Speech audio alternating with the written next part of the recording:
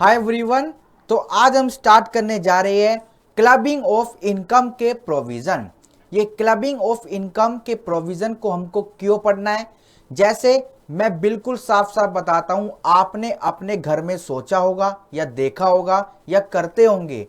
क्या आप बिजनेस करते हो अपने बेटे या फिर अपनी वाइफ या फिर अपनी मदर के नाम पे, यानी कि असेसी अपने नाम पे इनकम जनरेट नहीं करना चाहता क्योंकि उसको टैक्स की चोरी करनी होती है। तो जब ऐसे केस बढ़ते रहे, जब आप क्लबिंग ऑफ इनकम करते रहे, टैक्स की इवेजन करते रहे, तब इनकम टैक्स में क्लबिंग ऑफ प्रोविजन के डाले गए, यानी कि क्लबिंग ऑफ इनकम के प्रोविजन को इंट्रोड्यूस किया गया। जब ये सारे केस बढ़ते रहे तो क्लबिंग ऑफ इनकम के प्रोविजन में यह बताया गया कि किसकी इनकम पर टैक्स किसको देना पड़ेगा। वैसे इनकम टैक्स क्या होता है? आयकर। जो इनकम कमाता है उसको अपनी इनकम पे टैक्स देना होता है, बट नहीं, जिसके ऊपर क्लबिंग के प्रोविजन लग गए उसको किसी दूसरे की इनकम पर भी टैक्स देना पड़ेगा। चाहे दूसरा वो उसकी मदर हो, फादर हो, स्पाउस हो यानी पति या पत्नी हो, या फिर आपके माइनर बच्चे हो। ठीक है जी। तो क्लबिंग ऑफ प्रोविजन के हम जो इनकम के प्रोविजन है उसको आइए एक बार स्टार्ट करते हैं। तो चलिए आपको मैं लेकर चलता हूं क्लबिंग ऑफ इनकम के प्रोविजंस पर।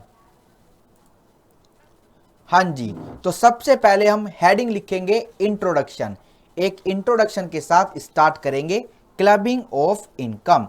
आपको सारी चीजें लिखनी है तो प्लीज साथ साथ आप लिखते रहे।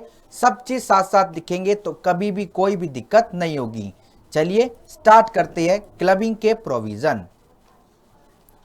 आइए हेडिंग देंगे introduction.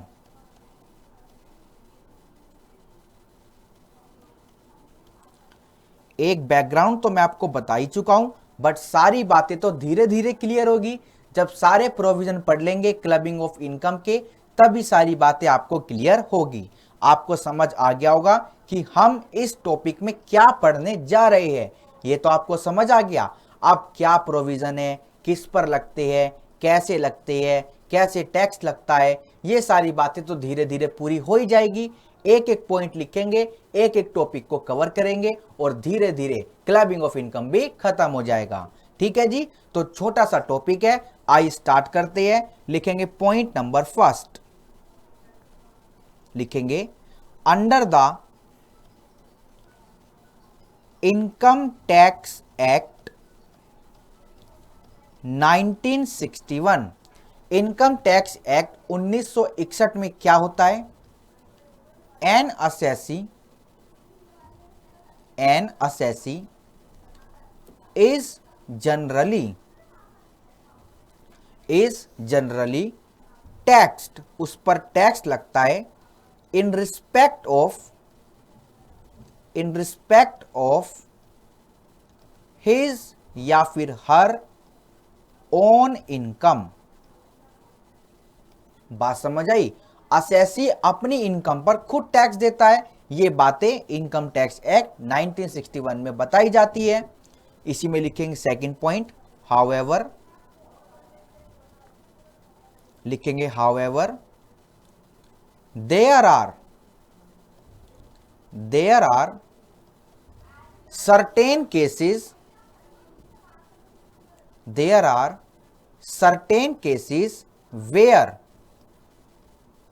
where an assessee has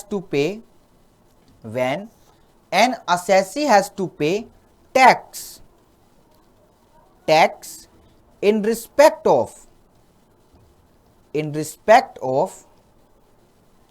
income of other person।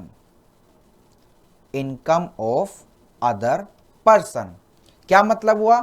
मतलब ये हुआ कि हमको बस कुछ केस पढ़ने हैं। जब वे हम केस पढ़ लेंगे क्लबिंग के प्रोविजन खत्म हो जाएंगे।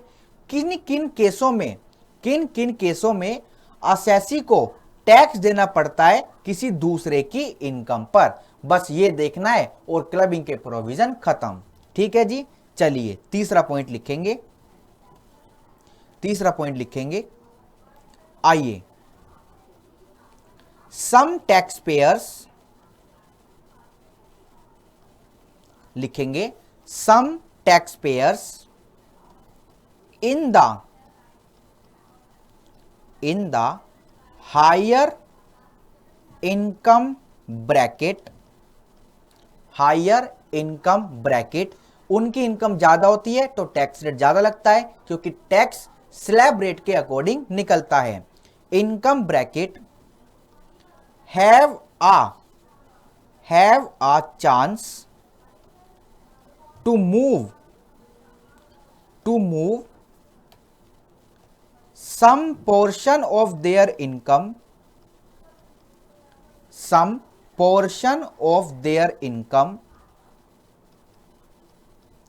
भाई जब हम टैक्स निकालना सीखते हैं तो स्लैब रेट देखते हैं। स्लैब रेट में पता होता है हमको कि स्लैब रेट में अलग अलग टैक्स रेट होते हैं, इनकम ज्यादा होती है तो स्लैब रेट ज्यादा लग जाता है। तो जिन असेसीज की, जिन टैक्स पेयर की इनकम ज्यादा होती है ना, वो सोचते हैं कि मेरे 4 बिजनेस है, 2 अपने नाम पे कर लेता हूं, 2 अपने बेटे के नाम पे कर लेता हूं जो कि माइनर है। तो फिर क्या होगा, स्लैब रेट का फायदा 2 व्यक्ति को मिल जाएगा, क्योंकि स्लैब रेट का फायदा एक इंडिविजुअल को मिलता है। तो जिनकी इनकम ज्यादा होती है वहां पर चांस रहता है कि ये घपलेबाजी करेंगे, ये अपनी इनकम को मूव कर देंगे।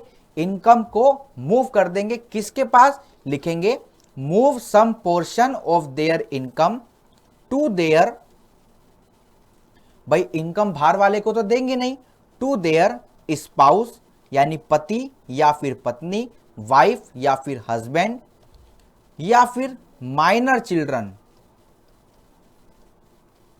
या फिर माइनर चिल्ड्रन, या फिर सन्स वाइफ, या फिर सन्स वाइफ। ठीक है जी। टू मिनिमाइज, ऐसा क्यों करते हैं? अच्छा, ये सन्स वाइफ क्या होता है? यानी कि आपके बेटे की बहू, आपके बेटे की बहू, उसको बोलते हैं हम सन्स वाइफ। अच्छा जी, ऐसा हम क्यों करते हैं? लिखेंगे टू मिनिमाइज, लिखेंगे to minimize their tax burden. हम ऐसा क्यों करते हैं? क्योंकि हम अपना टैक्स बर्डन कम करना चाहते हैं, क्योंकि इनकम ज्यादा दिखाई तो टैक्स ज्यादा लग जाता है। ठीक है जी। आई होप अभी तक आपको सारी बातें क्लियर हो रही होगी। लिखेंगे 4 point. So in order to prevent, in order to prevent such tax avoidance, ये टैक्स की घपलेबाजी रोकने के लिए, टैक्स अवॉइडेंस केसेस, ये टैक्स की घपलेबाजी के केसेस को रोकने के लिए क्या हुआ? क्लबिंग के प्रोविजन का जन्म हुआ। लिखेंगे कोमा लगा के, जब ये केस बढ़ते रहे, जब ये केस बढ़ते रहे, clubbing provisions have been incorporated in the Income Tax Act 1961। हमारे आयकर विभाग के कानून में यह प्रोविजन डाला गया। ठीक है जी। चलिए 5th पॉइंट पर चलते हैं। 5th पॉइंट पर चलते हैं। Under clubbing provision, under clubbing provision, income arising to spouse या फिर माइनर चिल्ड्रन, इनके लिए भी कुछ प्रोविजन, कुछ एक्सेप्शन डाली गई है। जब क्लबिंग के सारे प्रोविजन खत्म हो जाएंगे तो आपको सारी क्लियरिटी हो जाएगी। ठीक है। Under clubbing provisions, income arising to spouse या फिर माइनर चिल्ड्रन या फिर सन्स वाइफ, अरे आपके बेटे की अभी अभी शादी हुई, तो आपने क्या करा, बेटे की जो वाइफ नई नई जो आपके घर में डॉटर इन लो आई है, आपने क्या करा, उनके नाम पे कोई बिजनेस चालू कर दिया टैक्स की चोरी करने के लिए। तो इनकम टैक्स कहती है ऐसा नहीं चलेगा, लिखेंगे shall be included shall be included in the hands of transferor, यानी कि जिसने इनकम को शिफ्ट किया, ट्रांसफरर, असेसी या फिर टैक्स पेयर। ठीक है, और इसी के साथ एक चीज और लिखेंगे, रेड पेन से लिख रहा हूं, बहुत इंपॉर्टेंट, एंड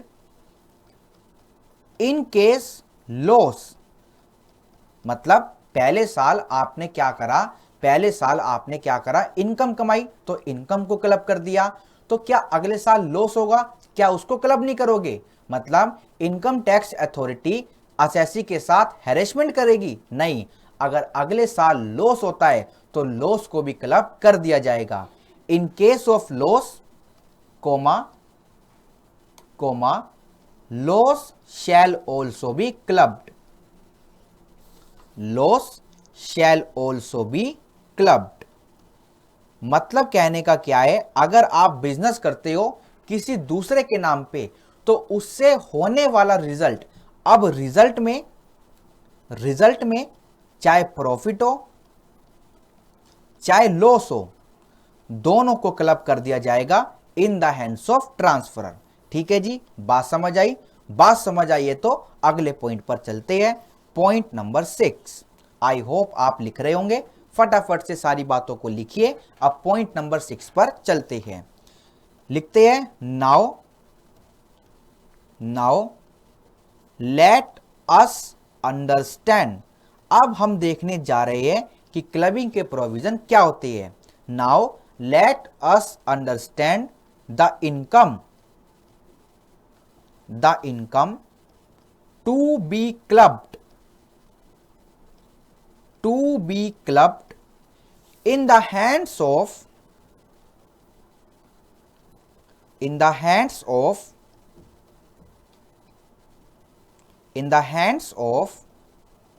ट्रांसफरर असेसी। अब हम बस ये देखेंगे कि वे कौन कौन सी इनकम है जो क्लब कर दी जाएगी, जोड़ दी जाएगी किसके हैंड्स में? जिसने इनकम को मूव किया, जिसने टैक्स अवॉइड करने की कोशिश करी। ठीक है जी, यहां तक क्लियर है? तो चलिए एक एक करके अब सेक्शन स्टार्ट करेंगे और अपनी बातों को कंप्लीट करेंगे। ठीक है, चलिए फटाफट लिखते हैं, सेक्शन डालेंगे, सेक्शन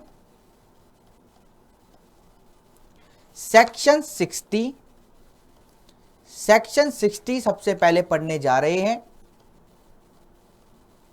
लिखेंगे ट्रांसफर ऑफ इनकम,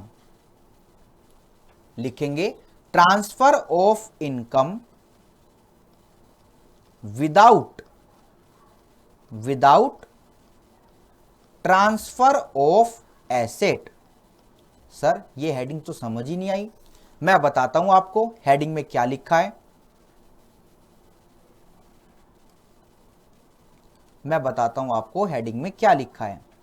यहां पे 2 बार ट्रांसफर वर्ड का यूज हुआ है। ये ट्रांसफर तो वही है, यानी कि मूव, आपने इनकम को शिफ्ट कर दिया without transfer of asset. Capital gain की लैंग्वेज में बात की जाए तो ट्रांसफर का मतलब होता है सेल।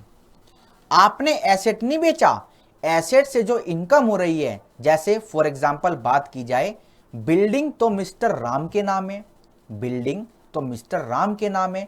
मिस्टर राम को जो किराया मिलता है, उस किराए को मिस्टर राम ने क्या करा, मूव कर दिया। यानी कि टेनेंट को बोला कि रेंट मेरे को मत देना, मेरी पत्नी को दे देना, क्योंकि टैक्स बचेगा। तो मिस्टर राम ने टेनेंट को बोला कि जो चेक बनाओगे ना आप, मेरे नाम पे मत बनाना, मेरी वाइफ के नाम पे बनाना। अगर आप मेरे नाम पे चेक बनाओगे तो मेरी इनकम बढ़ जाएगी और मेरे ऊपर टैक्स लग जाएगा। तो जब ऐसे केसेस आने लगे तो ये सारे केसेस पकड़ में आ गए और क्लबिंग के प्रोविजन को इंट्रोड्यूस कर दिया। तो एसेट नहीं बेचा, मिस्टर राम ने अपनी वाइफ को एसेट नहीं दिया, एसेट नहीं दिया, इनकम दी जो उस एसेट से हो रही है, तो क्लब कर दिया जाएगा उस इनकम को। बस यही सारी बातें मैं लिखवाने आपको जा रहा हूं। तो फर्स्ट पॉइंट लिखेंगे, इफ एनी पर्सन, लिखेंगे if any person transfers the income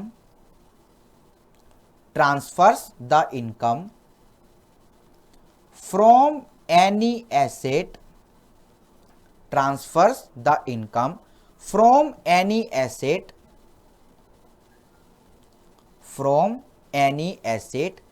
without transferring the asset, मैं यहां पे दोबारा लिख देता हूं, विदाउट सेल, ठीक है, without transferring the asset itself, आपने एसेट नहीं बेचा, फिर क्या होगा, लिखेंगे देन, पेन चेंज करता हूं, देन, फिर क्या होगा, then such income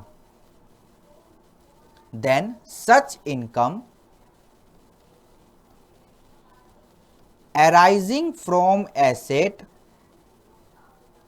then such income arising from asset shall be included in the total income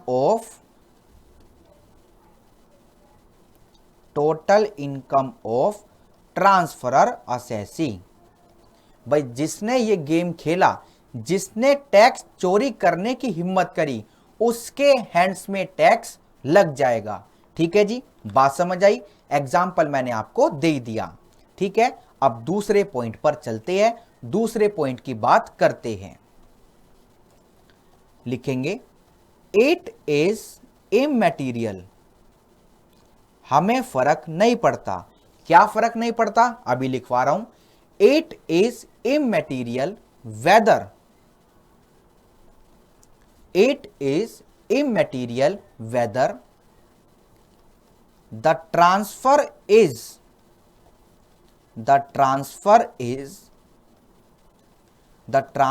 is revocable और इररिवोकेबल। ये रिवोकेबल और इररिवोकेबल ट्रांसफर क्या होता है, इसके बारे में भी अभी बात होगी, इसकी डेफिनेशन भी मैं आपको बताऊंगा। बस सेकंड पॉइंट में आप ये समझिए कि हमें फर्क नहीं पड़ता कि जो आपने ट्रांसफर ऑफ इनकम किया है वो रिवोकेबल है या इररिवोकेबल है। अभी हम डेफिनेशन बताएंगे कि क्या होता है। बस इस पॉइंट पर आप याद रखिए कि कोई भी फर्क नहीं पड़ता, इनकम तो क्लब होकर रहेगी। ठीक है जी, and whether it was made before clubbing provisions introduced or not,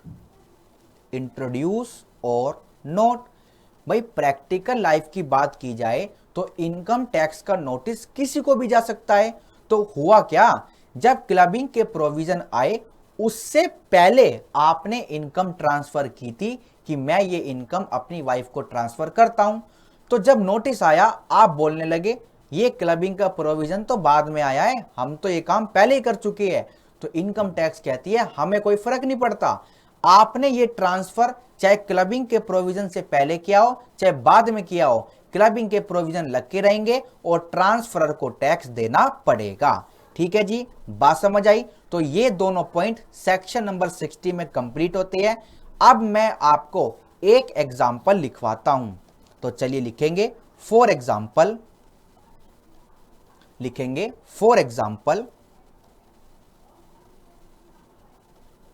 चलिए एक एग्जांपल लिखेंगे mister Rohit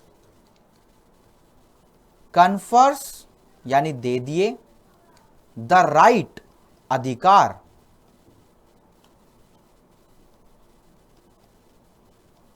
the right to receive rent, the right to receive rent in respect of his in respect of his in respect of his house property, in respect of his house property to his wife। जो example मैं आपको बता रहा था orally, उसको मैं लिखवा रहा हूं कि हुआ क्या। तो मिस्टर रोहित ने क्या करा, रेंट रिसीव करने का अधिकार अपनी पत्नी को दे दिया कि किराया मेरे को नहीं चाहिए, आप मेरी पत्नी को दे दो। तो ये कह रहे हैं इनके कहने से कोई फर्क नहीं पड़ता, इनकम टैक्स अथॉरिटी अपना काम कर लेगी, उनको पता है क्या करना है। इनकम टैक्स अथॉरिटी हो, जीएसटी डिपार्टमेंट हो, मिनिस्ट्री ऑफ कॉरपोरेट अफेयर्स हो, सबको पता रहता है असेसी क्या कर रहा है, कब कर रहा है, कितने घोटाले कर रहा है। वो तो नोटिस करने की एक टाइम लिमिट होती है, हम एक समय सीमा जब उलंघ जाती है उसके बाद कोई एक्शन लेते हैं, तो वही सारे काम डिपार्टमेंट हमारे करते हैं। ठीक है जी, तो एग्जाम्पल को कंटिन्यू करेंगे। Without without transferring without transferring the house to her, mister Rohit ने अपना घर नहीं बेचा, सिर्फ इनकम को शिफ्ट किया। तो लिखेंगे कंक्लूजन, इस केस में क्या होगा, वैसे तो आप सभी को पता है, फिर भी मैं एक बार लिखवा देता हूं। लिखेंगे इन दिस केस, लिखेंगे इन दिस केस, इस केस में क्या होगा, the rent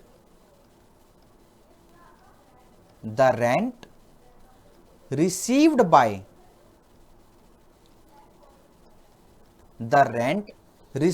by Rohit's wife shall be clubbed, उसको क्लब कर दिया जाएगा, किसके हैंड्स में, मिस्टर रोहित के हैंड्स में। shall be clubbed with the income of Mr. Rohit,